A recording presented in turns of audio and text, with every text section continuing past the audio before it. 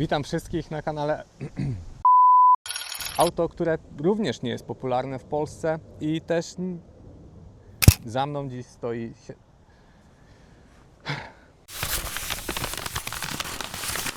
Cześć i witajcie ponownie na kanale FO Mobili. Na początek wielkie dzięki za Wasze zaangażowanie pod ostatnim filmem. Cieszę się, że ta recenzja pomogła wielu osobom lepiej poznać to nietypowe, piękne i jednocześnie naprawdę szybkie auto. Dziś mam dla Was coś równie ekscytującego. Nowy Zeekr, tym razem o nazwie 7X. To średniej wielkości SUV, ale z mocnymi akcentami, zarówno jeśli chodzi o wyposażenie, jak i o osiągi, ale o tym za chwilę. Zacznijmy od podstaw. Ponad 4,8 metra długości, 1,93 m szerokości i 1,65 m wysokości. To wymiary, które sprawiają, że 7X świetnie odnajduje się w mieście, a jednocześnie oferuje wystarczająco dużo przestrzeni, by bez problemu ruszyć większą rodziną w dłuższą podróż, a nawet wakacje. Z zewnątrz to auto z pewnością przyciąga wzrok. Nie jest krzykliwe, ale ma coś w sobie, co każe się obejrzeć za nim drugi raz. Wiecie, to taki typ, który stoi sobie spokojnie w tłumie, a i tak każdy zerka na niego ukradkiem i zastanawia się, kim jest ten gość. Bo pod tą dopasowaną marynarką kryje się naprawdę wysportowana sylwetka. I słusznie, bo Zeekr 7X Privilege ma czym się pochwalić. 642 konie mechaniczne, napęd na 4 koła i pierwsza setka w zaledwie 3,8 sekundy. Maksymalna prędkość to 210 km na godzinę, oczywiście elektronicznie ograniczona. A zasięg do 615 km WLTP w wersji, którą testowałem i to nie są puste obietnice. 7X zajął drugie miejsce w prestiżowym teście LPRIX organizowaną przez Norweską Federację Samochodową NAF. To jeden z najtrudniejszych sprawdzianów w Europie, a i może na świecie. Sprawdza rzeczywisty zasięg elektryków w mroźnych, górzystych warunkach z przewyższeniami nawet do 1000 metrów nad poziomem morza, ale dość suchych licz. Czas zajrzeć do środka, bo wnętrze tego auta potrafi naprawdę zaskoczyć. Zajrzymy teraz do środka tego auta. Tutaj drzwi otwierają się w następujący sposób, czyli przyciskiem. Zarówno te z przodu, jak i te z tyłu. Najpierw może zacznijmy od tyłu, słuchajcie. Jeśli chodzi o tył, tak samo zamykamy naciskając przycisk. Bardzo fajnie. Trochę tu ciemno, więc jakość tego nagrania będzie też nieco słabsza. Jeszcze się jakby nie dorobiłem dobrego sprzętu. Jeśli chodzi o tył, fajną rzeczą są nawiewy tutaj na słupkach dla pasażerów. Z tyłu jest ogrom miejsca. Zobaczcie, ja siedzę za fotelem, który jest dopasowany do mnie i mam tutaj jeszcze spokojnie 30 cm różnicy. Jeśli chodzi o miejsce nad głową, to postaram się Wam to pokazać.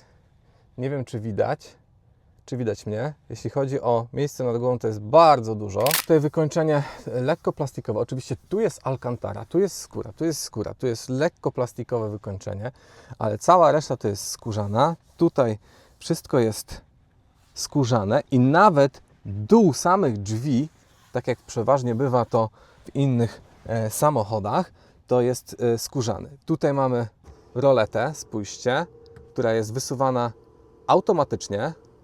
Wystarczy, że pociągniemy dźwignią w górę lub w dół i roleta się nam odsłania lub zasłania. Tutaj mamy oczywiście światełko piękne, bardzo delikatnie się naciska. Sam odgłos klikania, czyli ta dbałość o szczegóły tu jest naprawdę na bardzo wysokim poziomie. Uważam, że auto jest świetnie dopracowane. Przejdźmy do przodu, bo tam chyba jest ciekawiej. Drzwi, słuchajcie, zamykamy w sposób naciskając pedał hamulca i drzwi się nam zamykają. Jeśli chodzi o przód, tutaj tak jak wspominałem, jest podobnie, jest naprawdę te wykończenie, tutaj ten dźwięk, naprawdę on jest lekko magnetyczny, sam ciężko mi powiedzieć, ale jest naprawdę delikatny, subtelny. To jest naprawdę bardzo miło, bardzo przyjemnie, bardzo fajne to jest wszystko. Tutaj mamy oczywiście podsufitkę materiałową w ciemnym kolorze. Bardzo przyjemna, bardzo fajna. Jeśli chodzi o funkcję ekranu, funkcję monitora, oczywiście mamy frank z przodu, ustawienia lusterek, drzwi oraz port do ładowania. Właśnie go otworzyłem. Tak samo go można zamknąć. Możemy tutaj sobie ustawić poziom zawieszenia, wysokie, niskie, standardowe. Spróbujemy może na standardowym. Funkcje fotelu, masaż, wentylacja, chłodzenie, grzanie. Wszystko, co możecie sobie zapragnąć, jest w zasadzie w tym samochodzie. Klimatyzacja, oczywiście nawiewy, podobnie jak w Tesli, palcem przesuwamy w którą stronę, żeby nam nawiew dmuchał. Pozostałe funkcje, no to już nie będę się tutaj zagłębiał, bo jest naprawdę ich tyle, że nie starczyłoby mi czasu, żeby wszystkie po kolei o nich opowiadać. Autodrive, czyli asystent jazdy, autonomiczne parkowanie, zużycie energii, może to nas będzie interesowało. Słuchajcie, w tej chwili auto jest naładowane do 62% i podaje mi 335 km zasięgu. A jeśli chodzi o zużycie energii, tutaj weźmy Tour Statistic. Słuchajcie, to jest tyle danych, że naprawdę aż ciężko jest w ogóle cokolwiek rozczytać. Tutaj jest zużycie poszczególnie procentowo, jak się rozkłada. 81% system jezdny, 7,3% zużywa klimatyzacja, jakieś inne systemy 0,3%, ale gdzie mamy zużycie energii, jeśli chodzi o jazdę? Tutaj, najłatwiej to spojrzeć tutaj, czyli średnie zużycie energii 24,4 kW na 100 km, chociaż wiem, że ten samochód potrafi zejść niżej. Dlaczego to wiem? O tym zaraz opowiem. Dźwięk, zobaczymy multimedia. Media, sprawdźmy, może coś mi się uda włączyć. Proszę, bardzo ładny, bardzo szybki, responsywny ekran. Bardzo fajnie się to jest, proszę bardzo, jest radio. NRK.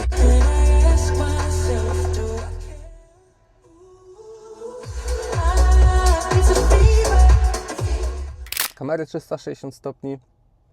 Można sobie w formacie 3D wybrać, można sobie obracać. Zobaczcie, jak responsywny jest ten ekran. Naprawdę fantastyczny. Jest to naprawdę bardzo dobry system, jeśli chodzi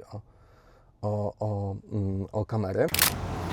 Zaglądając do bagażnika, mamy tu dość sporo pojemności, około 560 litrów, z tego co mi wiadomo. Oczywiście mamy tutaj dodatkowe schowki pod spodem. No i te piękne, wykonane wnętrze tego auta. Naprawdę tu jest bardzo ładnie. Zobaczcie, jak ładne są te detale, choćby tutaj pozycji sterowania kierowcą, fotela, czy też spójrzcie choćby na samą jakość wykonania tych foteli.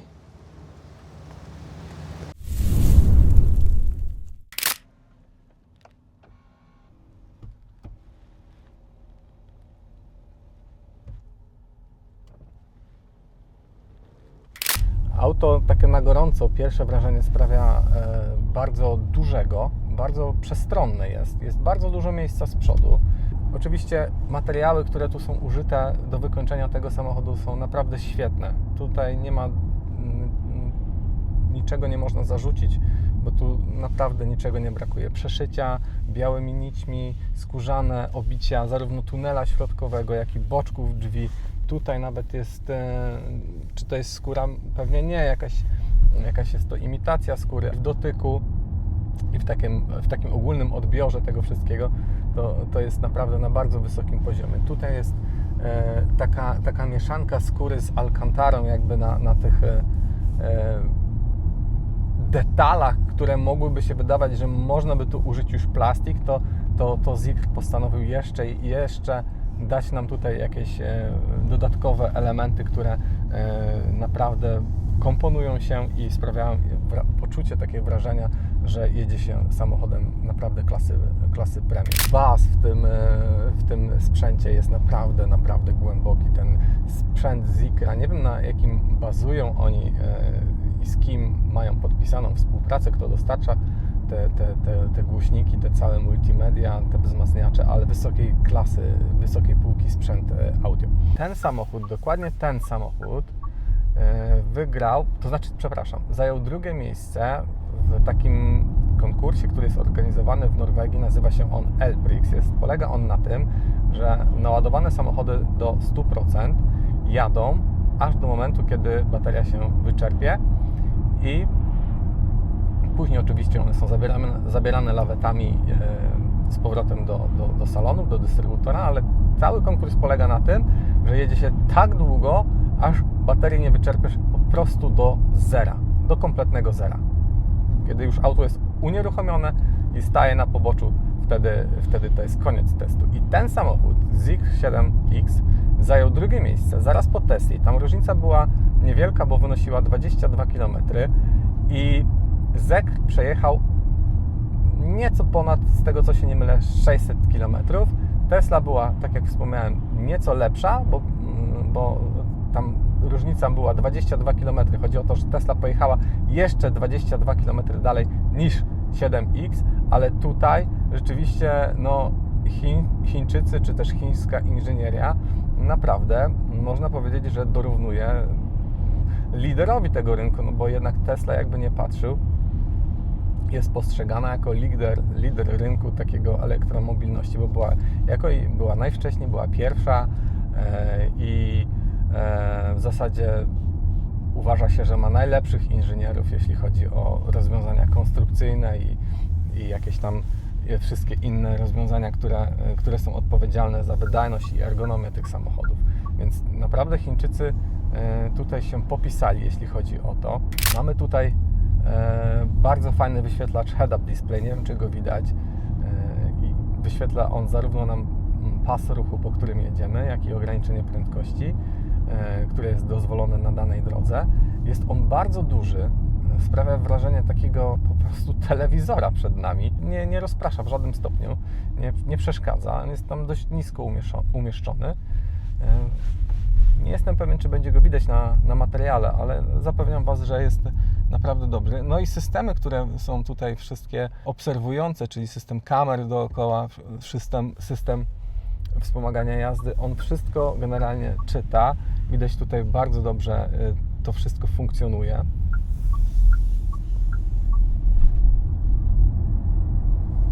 O!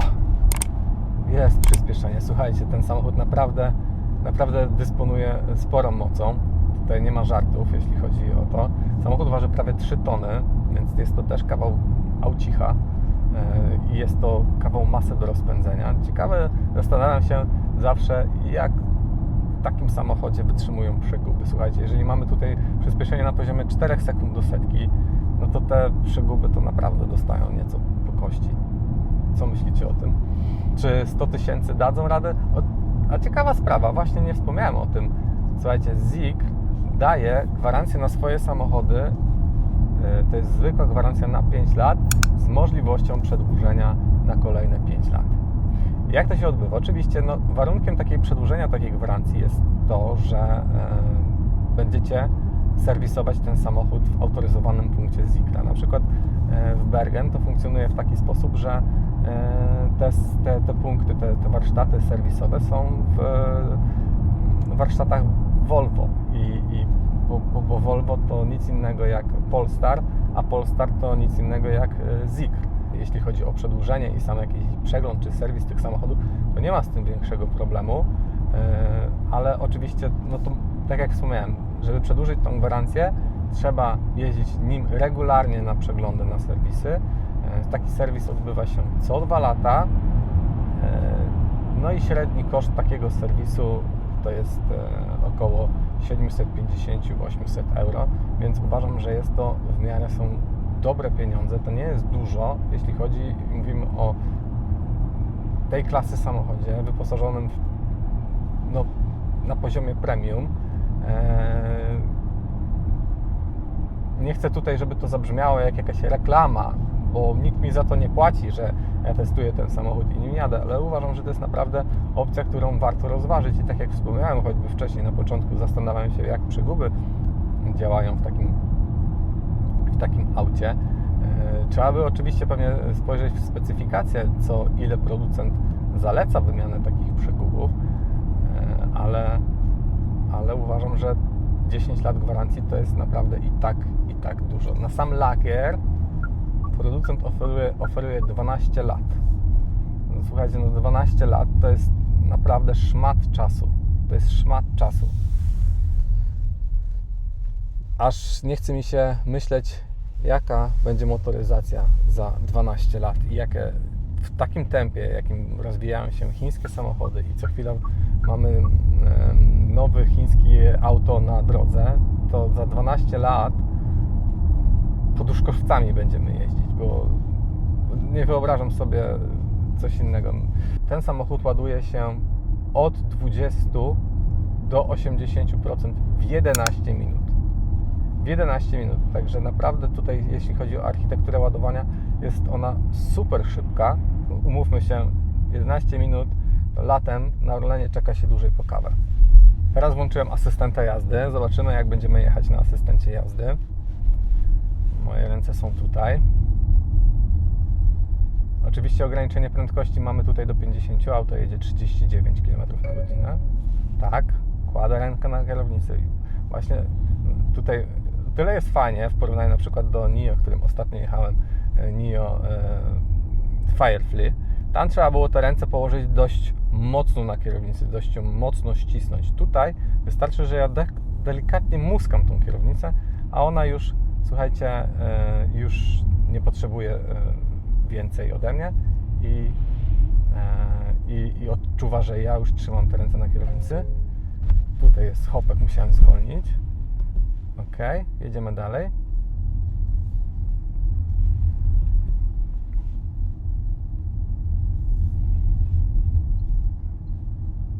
Tutaj możemy manualnie zwiększać sobie prędkość.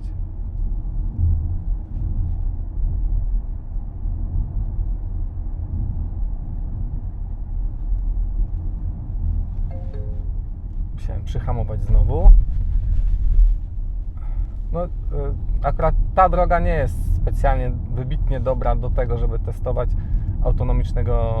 autonomiczną jazdę, czy też może nie do końca autonomiczną, asystenta jazdy. Autonomiczna jazda polega na tym, że wybieramy miejsce, do którego chcemy jechać i auto nas nam po prostu zawozi. Tutaj mamy asystenta, czyli pomoc w jeździe. No, tak jak wspomniałem, fajne to jest, że tutaj nie trzeba trzymać tych rąk na kierownicy zbytnio, szczególnie mocno i jakoś ją łapać tą kierownicę tak, żeby ten system odczuwał. Wystarczy muskać ją, a już system przestaje nas ostrzegać o tym, że potrzebuje, żeby ktoś pilnował tej kierownicy i złapał ją dodatkowo. Także tutaj naprawdę duży plus, jeśli chodzi o to. Oczywiście duży plus dla kierowcy, no jakby ten system sam w sobie nie jest jakby 100% niezawodny, dlatego też warto jednak mieć to na uwadze i warto tą kierownicę mieć w uścisku, żeby gdyby cokolwiek się złego nie stało, to zawsze mieć ten czas, miejsce i przestrzeń do tego, żeby zareagować. Tutaj już będę zawracał i będę jechał oddać ten samochód. Naprawdę fajne auto. Uważam, że naprawdę to auto w wersji bazowej kosztuje 55 000 euro. Taka cena za ten samochód. Czy jest to dużo? No nie mi to oceniać. Dla jednych pewnie to będzie dużo, dla innych to będzie mało, ale uważam, że w tej cenie no to jakość, którą nam oferuje ten chiński producent, jest naprawdę na bardzo wysokim poziomie i w tym przedziale cenowym wątpię, żeby cokolwiek innego oprócz Tesli moglibyśmy innego dostać.